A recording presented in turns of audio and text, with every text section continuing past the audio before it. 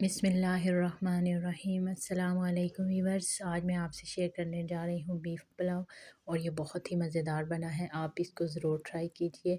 तो सबसे पहले मैंने इसके लिए 1 मग चावल का नाप किया है और 1 किलो गोश्त है मेरे पास। ये फ्रीज़ हुआ हुआ है। वैसे मैं ताज़े का भी बना लेती हूँ। और खुशक धनिया 1 चम्मच, सौंफ 1 चम्मच, काली मिर्च आधा चम्मच, दालचीनी का 1 टुकड़ा है, ज़ीरा है आधा चम्मच, अजवाइन है चौथाई चम्मच, 2 अदद सब्ज़ इलायची और 6-7 लौंग।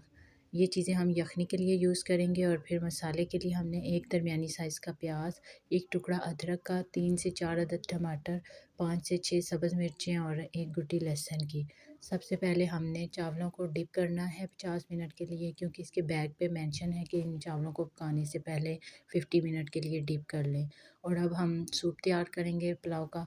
तो सबसे पहले मैंने गोश्त इसमें ऐड किया है और फिर तमाम मसाला जात शामिल कर लिए हैं और लहसुन भी इसी के अंदर जाएगा और अदरक भी इसी के अंदर शामिल करेंगे।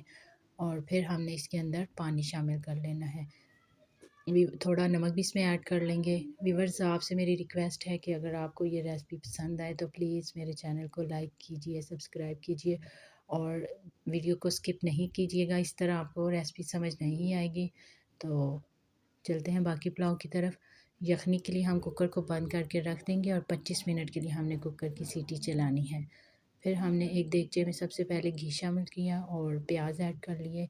प्याज को हमने गोल्डन ब्राउन करना है, तो उसके लिए थोड़ा टाइम लगेगा, लेकिन यह है कि बहुत तेज़ आग पे नहीं करना वरना प्याज जल जाएंगे। तो ये देखें कितने अच्छे से कलर आ गया है। अब हम इसमें टमाटर शामिल कर लेंगे। अभी हम इसमें सब्ज़ मिर्च भी शामिल कर लेंगे और हम इसको थोड़ी देर पका लेंगे। फिर हमने इसके अंदर दड़ा मिर्च भी शामिल कर लेनी है और मसाले को अच्छे से भून लेना है। सूप भी हमारा तैयार हो चुका है और मसाला भी बन चुका है। तो अब हमने सूप में से गोश्त को निकाल के मसाले के अंदर भूनना है। तो इसलिए पहले हम सारा गोश्त निकाल के मसाले में शामिल करेंगे और उसको अच्छे से भूनेंगे। यखनी को अभी आपने इसमें शामिल नहीं करना। आपने ये लाज़मी चेक कर लेना है कि गोश्त अच्छे से गल चुका है कि नहीं। अगर क्योंकि गोश्त सख्त हो तो फिर पुलाव खाने में मज़ेदार नहीं लगता। इसकी बोटी का नरम होना ज़रूरी होता है।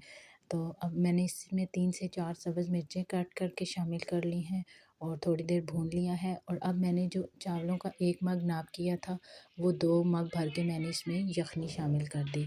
अगर यखनी कम हो तो आप थोड़ा पानी भी शामिल कर सकते हैं। और अब हम इसके उबाल आने का इंतज़ार करेंगे।